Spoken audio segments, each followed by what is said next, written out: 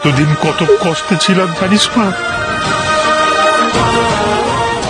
বুকে পাথর চাপা দিয়ে রেখেছিলাম মা।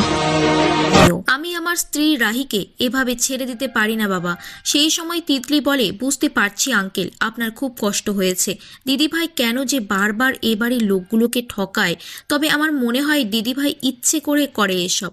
কনক বলে, তোমার কথা এখানে কেউ শুনতে চায়নি তিতলি, দয়া করে তুমি চুপ করে থাকো। রাহুল, তোরা যদি এ বাড়ি থেকে চলে যাস তাহলে আমিও যাব তোদের সাথে। তার কারণ আমিও তো সবটা জানতাম, তাই ওদের মতো আমারও সংসার ছাড়া উচিত।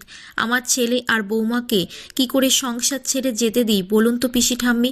আমিও তো ওদের মিথ্যের ভাগিদার, তাহলে আমারও তো এই সংসার ছাড়া উচিত। রাহি বলে, টিনটিন এতদিন বিদেশে ছিল, এক রাতে বর্ণ পরিচয় শিখেছে শুধুমাত্র আপনার ভালোবাসা পাবে বলে।